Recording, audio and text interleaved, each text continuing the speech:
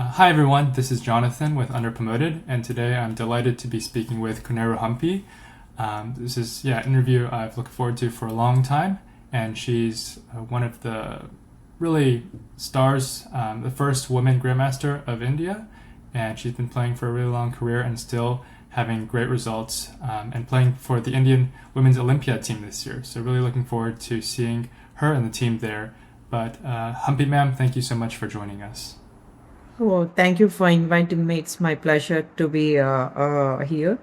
And I have always followed your interviews, and it's amazing the way you are promoting the sport. Thank you. So, in one interview, just to jump right into it, you said one of your distinguishing qualities is that you don't ever just get content after an achievement. Even if you win a tournament, you'll still be thinking about how you can improve, maybe what games you could have played better, and maybe that's also something you learned from your father. Are there any other qualities you would say make you different?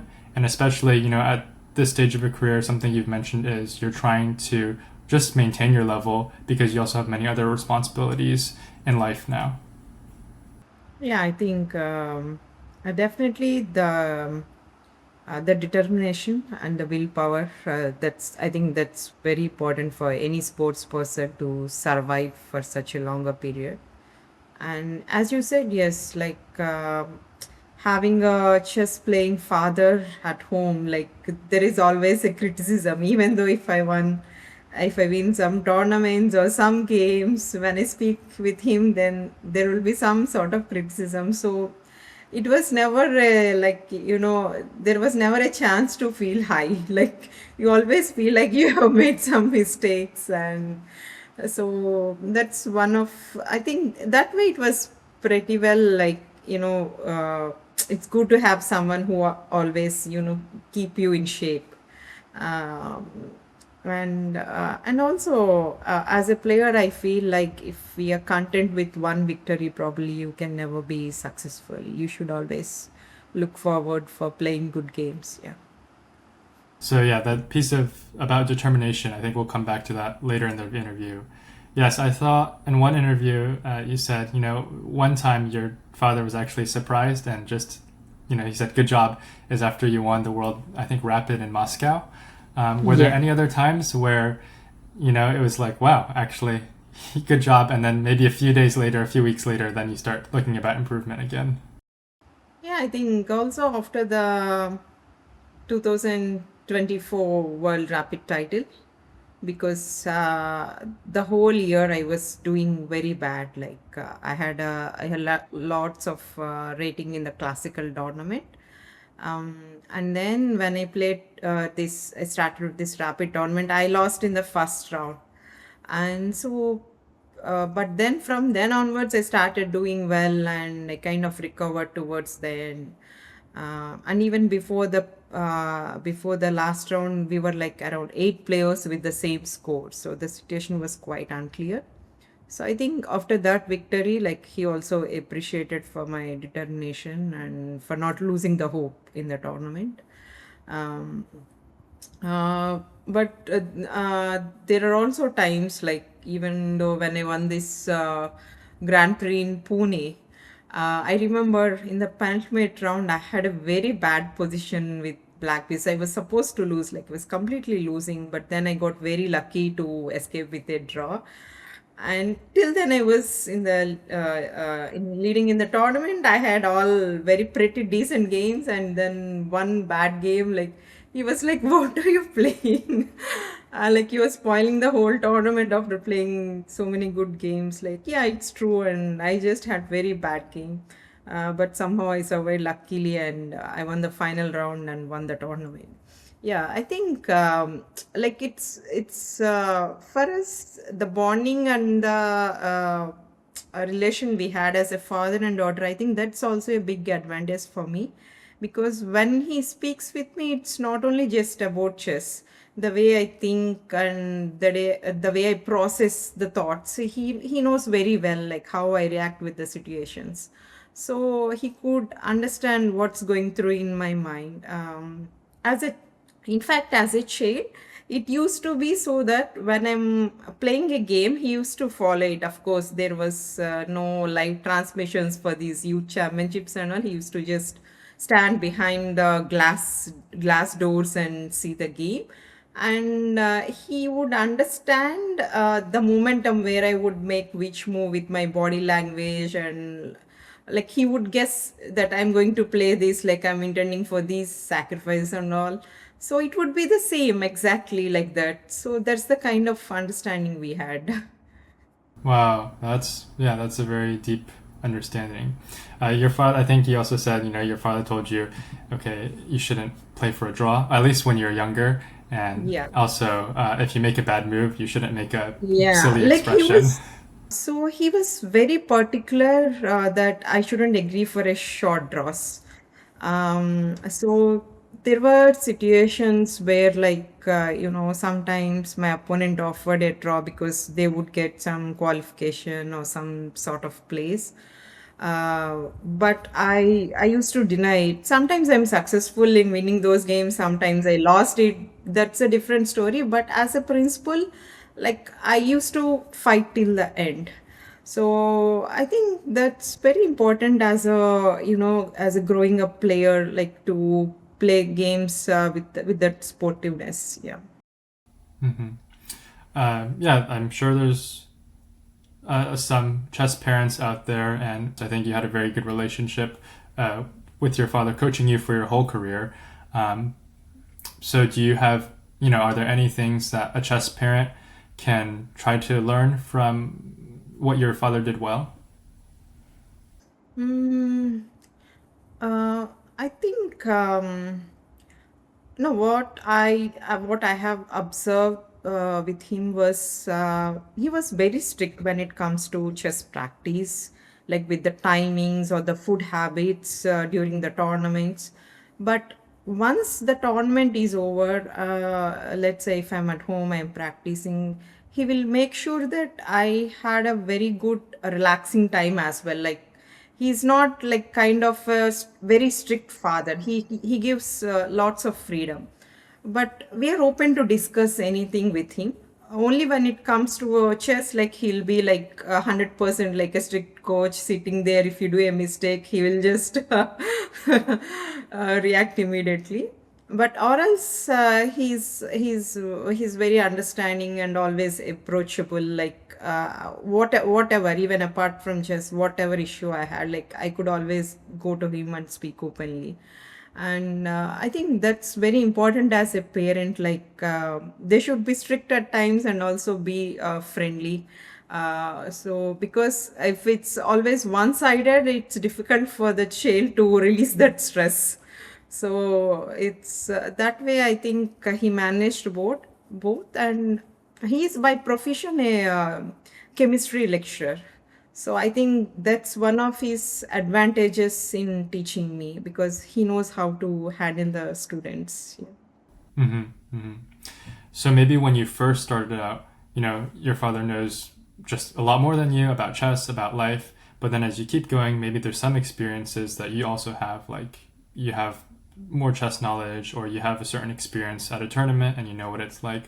Was there maybe a transition period where it's not just like the coach tells you and then you kind of go with it, but also you can say, oh, coach, this is what Yeah, I think? of course, I had. I think somewhere around 2011, 12, like he was completely guiding me. Like he would, suggest me the opening directions or against which opponent to play which kind of positions, everything. Like till then, I haven't used my brain in preparing against the opponents. Basically, he would guide me and I would just prepare in those directions and play.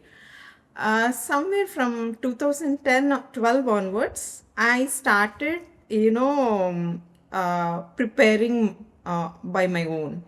Like, that's when I started traveling without my father. Then my mom used to come with me. So I had to practically decide what to play against particular opponent and all. So initially I had a bit struggle because it was new to me to do that. But after a couple of months, like I started understanding better, and again I started winning the tournaments. Yes, but that transitional period was a bit difficult to manage. Later on, like it's more of an my own opening preparation and everything, but he would guide me with certain things like he will always guide me to follow these players' games or particularly this style players where they're playing some sort of openings or some tactical positions. So that way he used to guide me. And I think this, especially this 2024 World Rapid, I think before that, around 1.5 month, I haven't used a chess engine at all. Like I was only following all these online games and then playing some bleach and rapid games in online and solving puzzles. That's the only thing I did. So basically switched off the engine completely. Because before that, just 2 months before, I played in this Tata Steel, and I had a very drastic score, and I was like in a thought like, do I really need to like I had lost my confidence. I felt like, can I still compete, because my failures were like the whole year I was doing bad in most of the tournaments, so I wasn't happy with my chess. So there were also times like when I expressed I don't feel like, playing. I don't see a point in playing, leaving my child at home and all. But then again, he motivated me a lot, and he guided me. I think probably that win also helped me to gain the confidence and to, again to get back to chess and to get involved with the sport. Yeah, of course, as a player, there are a lot of up and downs. Even this year, I was having a very bad tournament, though I haven't played much. I had a bad start in the Norway chess. So it's not easy to, sustain at this level with lot of youngsters, and also to maintain the family life, kids, and everything. But yes, I'm trying my best uh, to play some good games. Yeah. Yeah, I think around maybe 2020 there was an interview and you were talking about how there's basically two phases of your career, how you see it. One is, I think, maybe before 2017 or around there when before you took a break, and then I think you took like 18 months off with your daughter, and then you went back to chess. Is that still how you describe your career? Do you think there's a new phase? Yeah, definitely, definitely. Because the whole 1.5 year, like, I haven't seen any chess at all. Literally, I haven't even followed any of the tournaments, so I was completely away from chess, and I just started practicing before a month or so of playing this chess Olympiad in Georgia. That was 2018. So that was my first tournament after the break. So when I returned, like my basically my opening knowledge went back to zero. So I had to start preparing fresh everything. And then I started doing well in 2019 and 20. And when I won many tournaments in where I won these Grand Prix, World Rapid title, and also the Kyrens Cup in US. But then again, I had a break with COVID. So we don't have any tournaments, and even I didn't travel for a long period. So I think somewhere until 2022, I wasn't playing much. From 22 again, I started playing back in the tournaments. Yeah, I think sometimes it's also good to have those kind of breaks to refresh yourself. And I'm also happy, like I had no regrets, because my daughter was too young at the time, and I wanted to spend a quality time with her. Yeah. Um, yeah, also thinking maybe much further back, there was an interview in 2007, so almost 20 years ago, and they asked you about your most important accomplishments. So you said winning the World Junior in 2001, that's when you were 14, becoming GM in 2002 when you were 15, and then the two international open tournaments that you won in Europe were what you thought were your best performances so far. So now you have a lot more career and a lot more accomplishments. I think there's some really obvious ones like the gold medals that you won, but including those things and including other things, what would you say are the accomplishments yeah, it could be that were most important or Of you're most course, happy of course, with. winning the two World Rapid titles in 2019 and 24. And if I have to talk about the best, obviously the Open tournaments which I won in 2007, because that was the period where I crossed 2-6 mark. I think that's the best phase of my career between 2007 to 10, where I was playing a lot of open tournaments, and I maintained around 2-6, 2-0, 2-3, or something like that. I think from around 2015-16, I had my downfall with the rating after I got married and then my daughter was born. But as a player, like coming back and winning the world titles is very special. Yeah. So now we can move on. Maybe I had some questions just about the experience of being a chess player. On the outside, I think it looks awesome to be a professional player, but actually there's many challenges and other questions that players have to face. But before we talk about the challenges, sometimes chess players will talk about how you need to have a little bit of luck to win a tournament. It's not just you did well, but maybe something went in your favor, so you did a little bit better than everyone else. So when you're little, there's a story how one time, your father told you to play knight f3 for the first move in the last round of a tournament, and you were tied for first. But then you were sick, so you forgot to play knight f3. You just played the English, which you usually do, and your opponent played the Dutch defense. And so that was lucky because with knight f3, f5, you don't know how to play. But with c4, Right. f5, you know how to play. So in your professional career, can you think of any lucky moments like that? Openings or Um, elsewhere? if I have to say about luck, probably the 2024 world title is like that, where I had a lot of seesaw games, but I turned around during the last couple of seconds. But whereas I was very unlucky in the 2025 World Rapid Championship, because if I see at the quality of the games, 25 was much better. Like I was keeping control in almost in every game, and I was outplaying my opponents. And in the final round, I was completely winning, and then I blundered and made a draw. So I got tied with two more players, and I didn't have a good tie break to play these tiebreakers for the gold medal. So I had to contend with the bronze. So somehow I felt like when I gave my best, like I haven't won the world title, like I had to settle for the bronze. But when I was like struggling, jumping here and there, I was very lucky to win the title. Well, I think sometimes more than just it's also about your mental toughness, and the circumstances surrounded by should also favor you to win these titles. Yeah. Right. Yeah, so now we're getting into talking about mental toughness, the determination.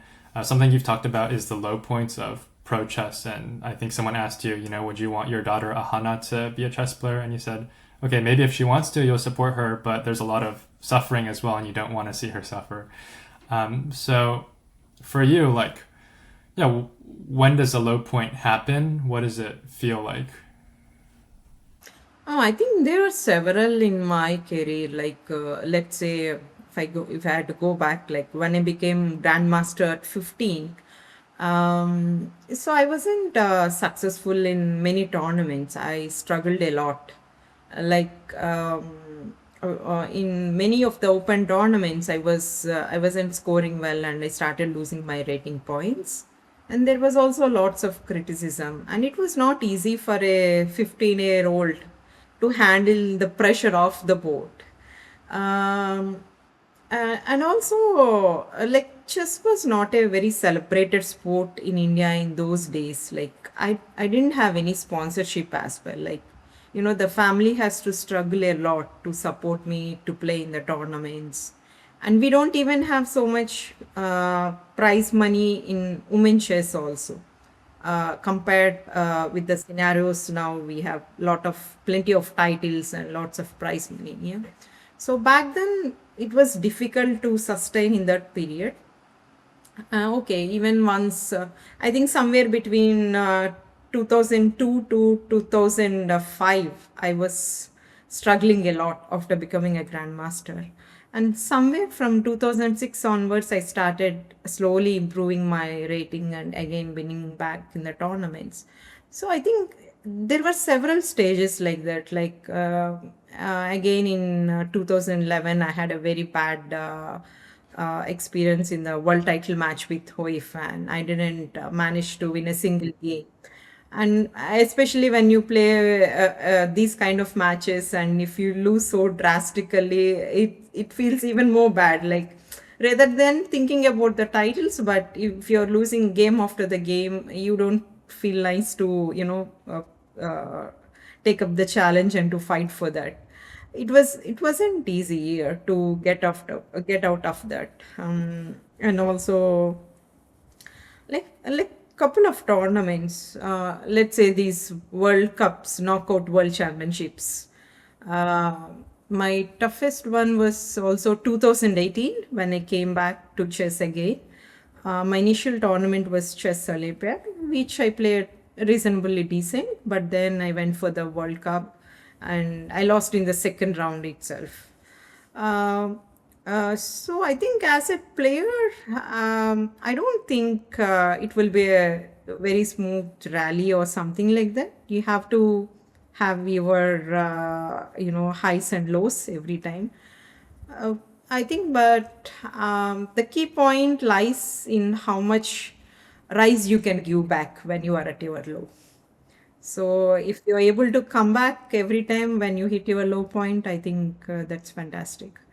But it's quite a tough period for anyone, but it's a challenging as well. Yeah, and so in terms of your like that rise, that comeback, when you're at the low point, maybe it could be like a small low point, like you're sick in a tournament, you're not doing so well, or it could be a long low point, like you had several tournaments, several months Right. where you felt like you weren't doing Yeah. good at all. What is there like a thought or a feeling or an outside encouragement? Like what has helped you keep playing for so long and always coming back? I think one important point is I always felt like there were times when I wanted to quit after I had a very bad losses. But after returning back to the home, I would think that even if I had to quit, I shouldn't lose. I shouldn't leave the sport as a loser. Like I always wanted to do that with a very successful one, with like an happy ending, right? So I would think maybe I'll give one more shot where I could, come back and show my strength. That's how it used to happen at certain points, like from the past couple of years. But generally speaking, yeah, both my parents were very encouraging and they were very, supportive. Even at my lows, like they would say, it could happen to anyone. Like you are handling many things. You shouldn't be worried about that one result. Like that's what they would always say. Um, so I think that way, having such a supportive parents and family, that really helps me to, always come back. Yeah, thinking about now, you also already have a lot of accomplishments. So in your not in the low moments, but just the everyday or the high moments, what's your motivation? Because now it's like you don't have to prove as much maybe that you did before. So what's your motivation from that perspective? I think, yeah, it's like more than proving, I just wanted to, play a very good and decent games. That's what is more important, to play fighting games. And also, I don't want to be a kind of player like, who just wants to be playing in tournaments just to have fun and complete your tournament, something like that. If I'm playing a tournament, I wanted to give whatever best I could. I don't see a point like to just play tournaments without any ambition. Also, yeah. Okay, you might have a failures, but at least once in a while you should be able to win it. Yeah. So for you in chess, chess players, they have different ways that they think about chess. Sometimes it's like, okay, this is how I can make a living, and I prefer this to other jobs. Or it might be like, I don't know what else to do other than chess. Of course, also everyone really loves chess a lot. And you might also think of yourself as like a professional, like an athlete, kind of. This is your career. So for you, like when you think of chess, what's the first way? I think there's all those things are part of it, but what's the first way that you relate to it? Yeah, I think I always see a chess as a professional. Because when I play a tournament, I always give my 100% into it. Like I don't even speak to my daughter sometimes for a few days. Like I might be having a bad tournament going on, but I try to focus on whatever uh, in whatever possible way I can. Of course, there are tournaments which I just play for enjoy. Like when I play these rapid and glitch tournaments, I don't push myself too much. Like I just enjoy playing short time control. Sometimes I don't even take them too seriously. But classical, especially, yeah. I think I never played a tournament without preparing or just for fun like that. Yeah. Hmm. Hmm. Yeah, so I think one thing that really stood out to me from preparing for this interview, the first part is your determination and just keep going after ups and downs. But then the other thing that I was really impressed by that stood out is how you balance chess and other things in life. So I wanted to ask, there's periods, let's say since 2018, since you had your daughter, like in everyday life, you said sometimes, you don't do chess training for a while. So, like, how long might you not do training for? No, sometimes it happens like I don't even see chess for a week or so. It depends, like, let's say if she has a summer holidays in schools or something, when she's at home, she likes to spend time with me, like we go out or we play together. It happens so, but now like since she has grown up a little bit, I do get a chance to work on chess since she goes to the school for full day. But of course, during the weekends, usually Saturday, Sundays will be like it's a very light chess because most of the time will be spent with her. And also, like what I observed was, especially when I play a tournament and after returning home, that's when she really misses me. So I will not be able to get back to my routine for at least a week to 10 days. So it happens very often when I come back from the tournament because she always wanted my presence with her in whatever activity she is doing. Yeah. Right. Is it easy for you to just tell your brain, stop thinking about chess? Like, because sometimes I think chess, you can carry it with you in your head. No, no, actually, I think I got used to it because practically it's very difficult when the child is demanding your time. Like, you can't even sit and focus on your sport. It's better to spend the time with her, and when she feels comfortable, that's the right way to get back to the sport. So I'm used to it, and also I try to keep a bit of a break between the tournaments. Like at least I take 1 month break so that I could spend some time at home and then I again travel back to the event. So I feel balancing is very important as a mother. I don't see a point like if I might be a very successful sports person, but if I'm not managing my child well in her growing up years, it wouldn't make sense in building up a very good career for me if I don't care for her. Yeah. Hmm. Yeah, yeah. Does it feel hard to, you know, like let's say you haven't done chess for a week, you're on holiday with your family, and then your Yeah. first day back to chess training, do you feel very Oh, slow it's or how does it horrible. feel? Like, yeah, it happens many times.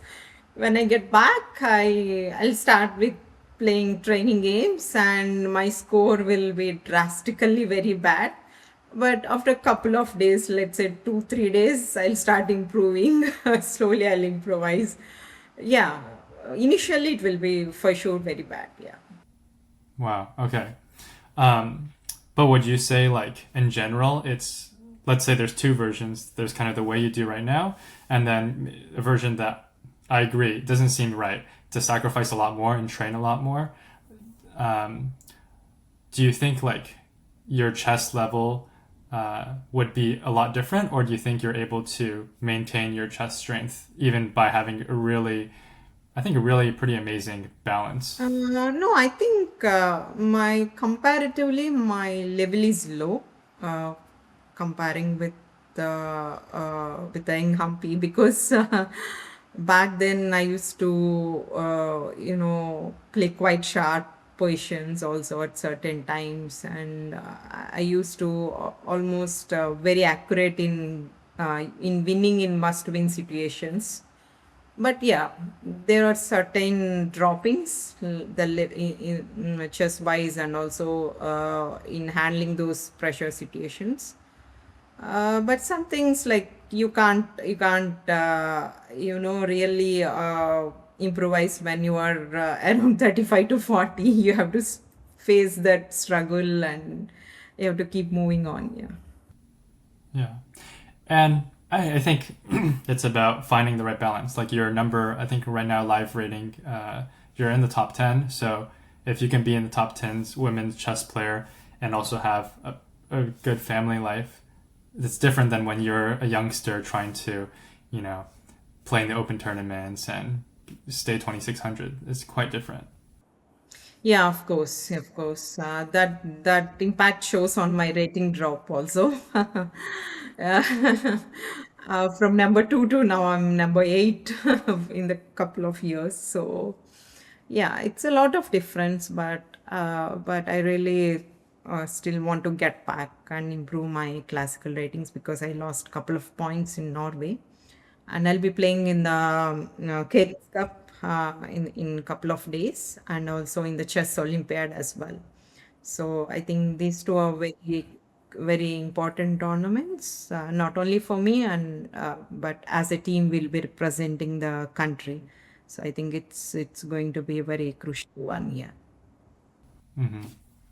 Yeah, thinking about the future, I mean, like you said, as Ahana is getting older, you have a little bit more flexibility. She's more independent. So I know it's mostly take it a little one step at a time, but do you think you'll be able to kind of compete even more in the coming, let's say, coming decade? Well, of course, I'm planning to play more tournaments in the next 2 months. But I do take certain breaks to make sure that she's comfortable. I should make sure that she doesn't miss me for a longer period. That's what happens between the tournaments. I see, but my competitors, they'll be playing continuously in different tournaments. But I'm satisfied with the way I'm been choosing the events. But sometimes it becomes very difficult when I had a longer break to get back into the form. So that becomes challenging for me. Um, but I think probably in a couple of years, if I have to uh, think about that, maybe if I'm not competitive enough, I won't be a professional any longer for sure. Because I was always an ambitious player in whatever level of tournament I'm playing. If I'm not able to succeed that way, probably I'm not the kind of player who will just stay in the field for the namesake, or for any other reason. Yeah. Okay. Yeah. Yeah. That makes sense. And then we'll get to the Olympiad soon. One question just about being a woman in chess. I think, things have changed a lot, both maybe socially, culturally, but also for definitely chess in India. There's many, many rising and already existing young women talents. When you're growing up, you said, okay, obviously there's a lot of pressure to be a chess player, but one thing you said that might be easier for you as a girl was for men, there's a lot of cultural expectations that they should be the breadwinner and have a career. And so if they choose to be a chess player, then that's a little bit of a risk. For you as a girl, maybe there's less of those expectations. So, like nowadays, as you see kind of the world, what do you think is has made it easier for girls in chess, and is there anything that has made it more difficult? I think for girls, the chess has become more professional, I would say. Because earlier we didn't have much money in the sport, for especially for women chess.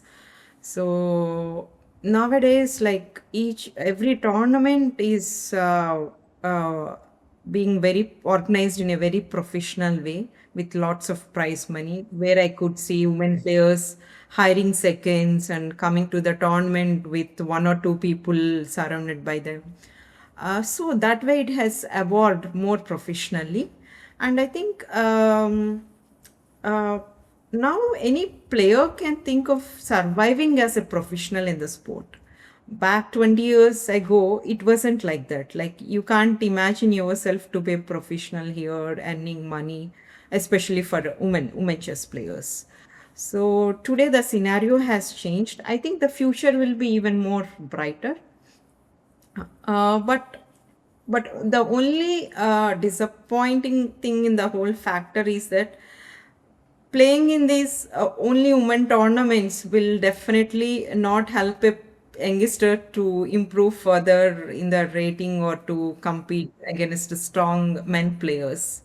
So that's the drawback in the whole format. But when they had more opportunities to compete with men players, I think the chances of them to rise is also very high. So balancing both men and women tournament is not that easy. Of course, it's quite challenging for any player uh, to target at certain things and also to manage the other events as well. Hmm. Right. Yeah. On the one hand, maybe the things way things have gone, there's going to be many more, women IMs like international masters who are women or GMs who are women. But on the other hand, maybe it's going to be harder to have like 2,600 women Right. players. 26 or 2650. Like, if we want to see women in at such a level, I think they should compete more and more in men's circuit. Yeah. Right. Playing in these Yeah. Grand Prix or in certain round robin tournaments doesn't really help Right. them to improve further. Yeah. Right. Right. But yeah, it's a lot of you have financial consideration and like all these things, right? So Right. yeah. Right. So on the Olympiad, so your last time you played the Olympiad was 2022, and then last year I think you were preparing for other things, so you didn't play. This time the team will be you, Humpy Mem, Vaishali, Divya, Vantika, and Savitha. Um, so all of your Olympiad teammates are from the younger generation. Um, so I think first question is, people often talk about how older players they have the experience and that's what their strength, one of their strengths. Younger players they have energy. Um, but what does that like actually mean? Like, how do you ever feel like, oh, I'm glad I figured I have the experience, I can play this tournament well or play this position well, or do you feel like sometimes, oh, I didn't do well here because I didn't have, the energy or whatever?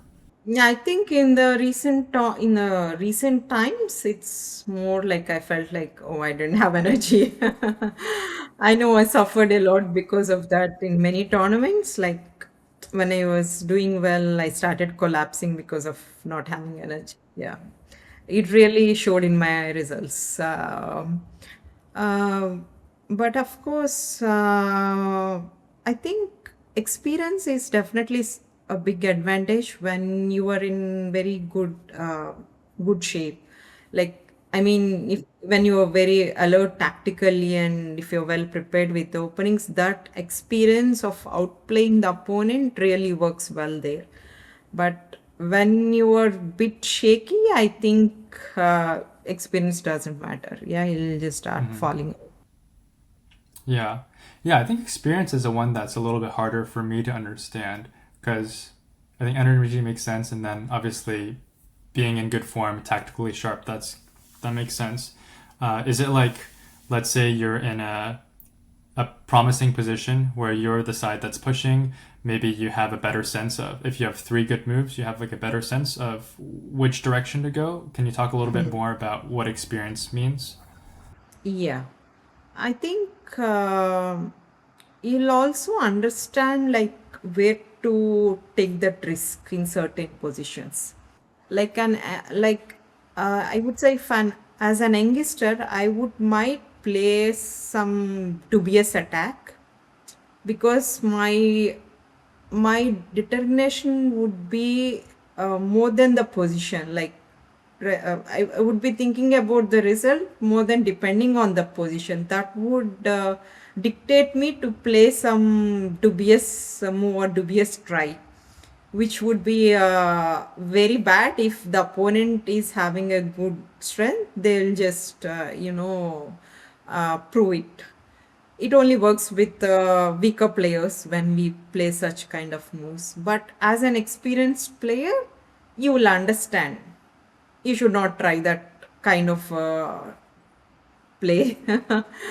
uh, but also, there is the other side of the story. Like, when you are doing those kind of dubious things, that means that you are desperate to play for a win. Like, you are very ambitious to try for a win in every game. But with experience, sometimes you also become very solid. Like, you don't take those risks and you try to keep solid as well. I think it's always on balancing things. Yeah. Mm-hmm. Um, so, kind of a related question. You are all on the Olympiad team, like very strong players. You know, Vaishali and Divya, they're right up with you competing at uh, these top events. But as the most experienced player, do you feel like, maybe not officially, but just internally, any extra responsibility or extra role? Not really, not really, because I haven't played many of the Olympiads, to be frank. There might be also a possibility that yeah, I might be in the same number with the other youngsters as well. I'm not sure about that. But anyways, I'm not thinking in that direction at all. As a team, I think every player has to give their best, and it's more important that everyone believes in them and the team and to play on over the board rather than calculating about the results or the outcome. I think that would be too early to think of uh, any medals or something. Of course, we had a very strong team, and India has won the gold medal in the previous year. But I think uh, winning is something very good, but to retain the title, you need to be extremely playing well to do that. It's even quite tougher job.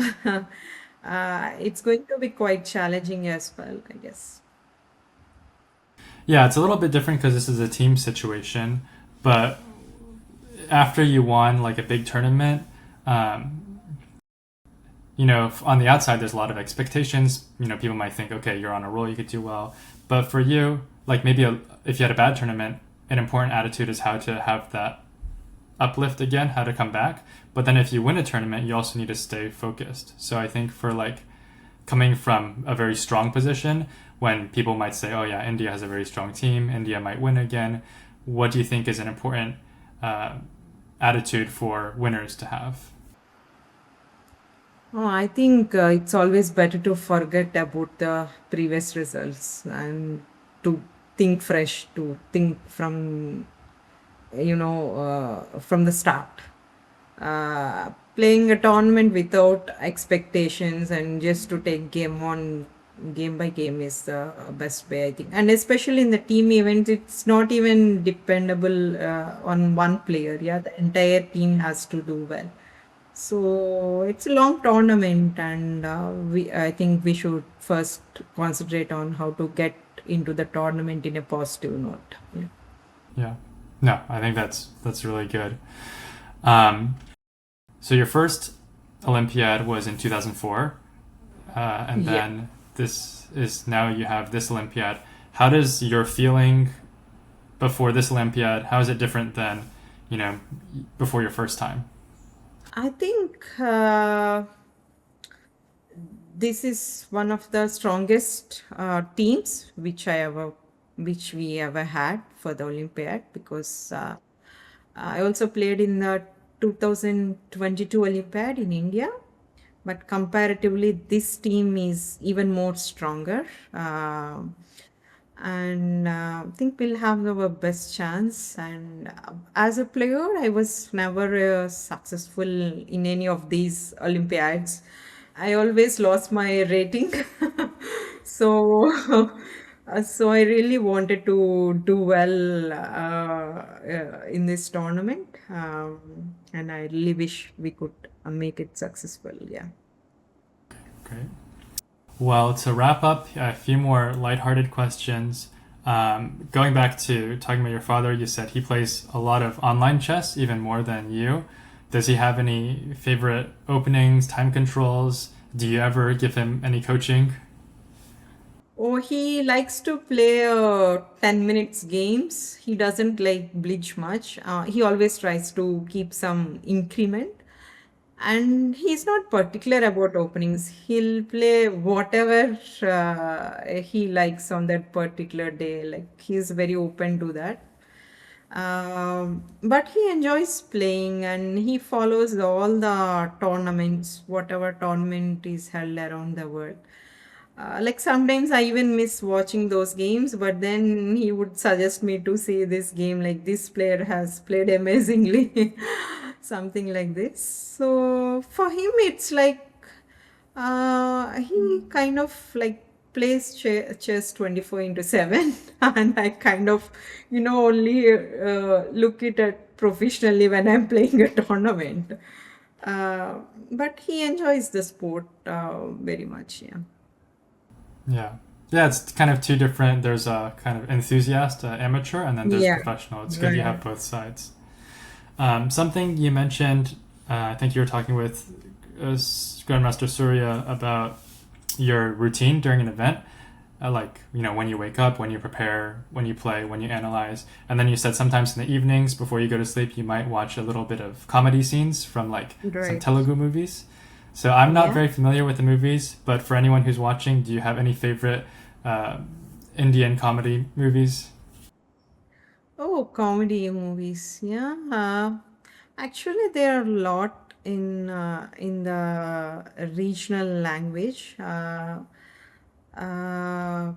if I have to name one of it is Panchatantram. It's a movie of Kamal Hassan.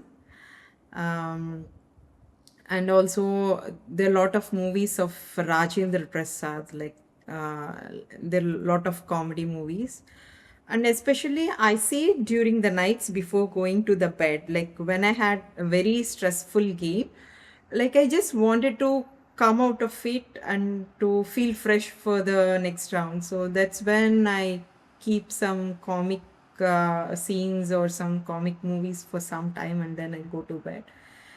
Sometimes I also listen to music when I'm preparing.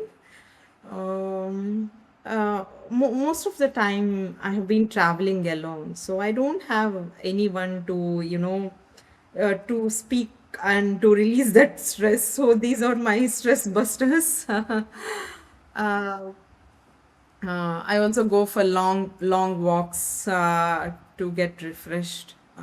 So certain things, I think every player will have their own style, their own way of getting out of it.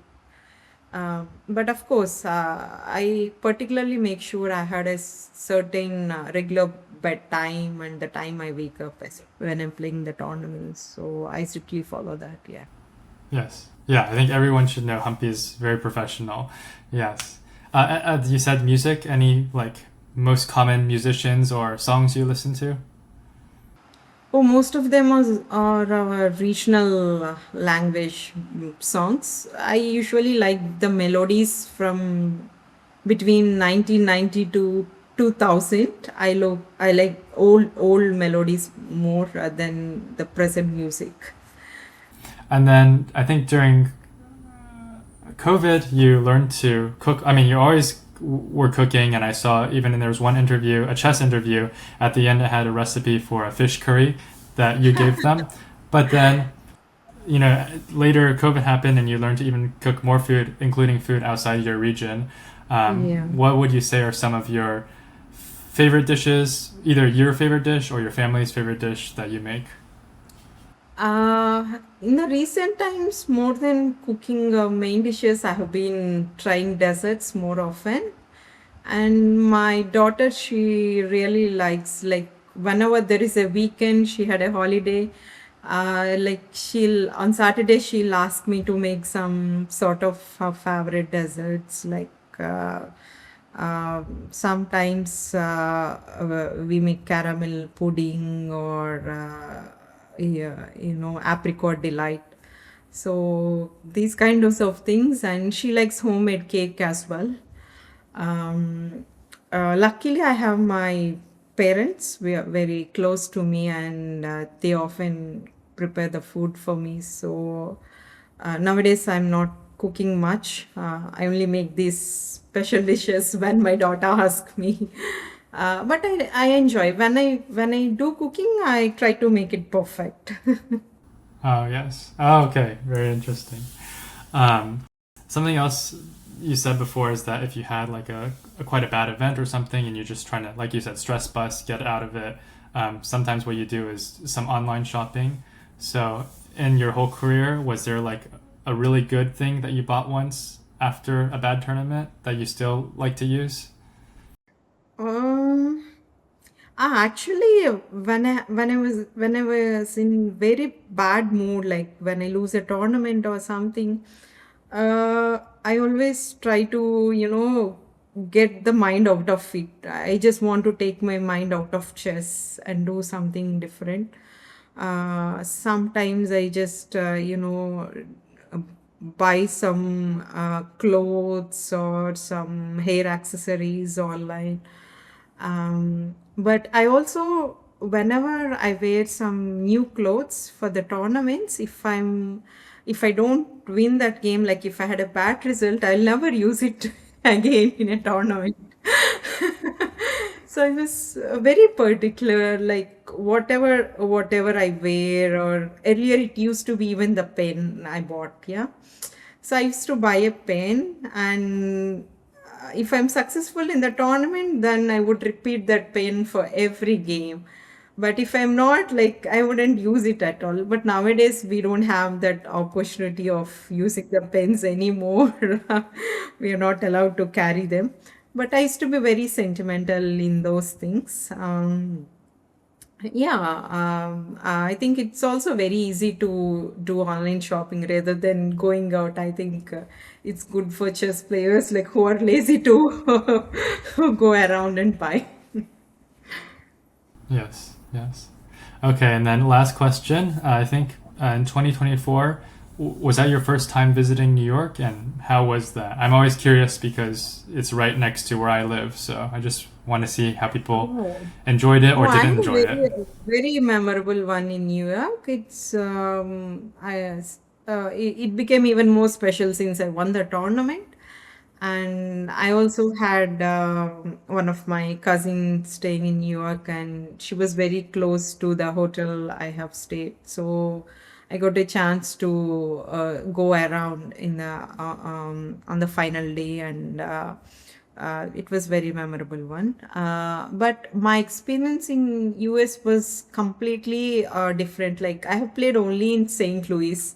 And when I came to New York, it's a complete shock. The atmosphere was entirely different. But it was nice, especially I think when you see people from different cultures gathering in one place, and the venue was very special for the event. So that way it was quite memorable. Hmm. Yeah. Well, before we wrap up, is there any last things you're thinking about, upcoming tournaments that people can follow you at? Well, I'm playing this Cairns Cup and then also the WR Women's Tournament in Saint Tropez in France. And of course, the Global Chess League. the fourth season in India. Then comes the chess Olympiad. So there are a lot of tournaments coming up for me, and I really hope that the chess fans will also enjoy watching these tournaments. Well, thank you very much, Humpy ma'am, for taking time to do this interview. And I think, everyone watching, what I really appreciate is not only her accomplishments in chess, but just how she thinks about it and just thinking about life in general. So, thank you. Thank you so much.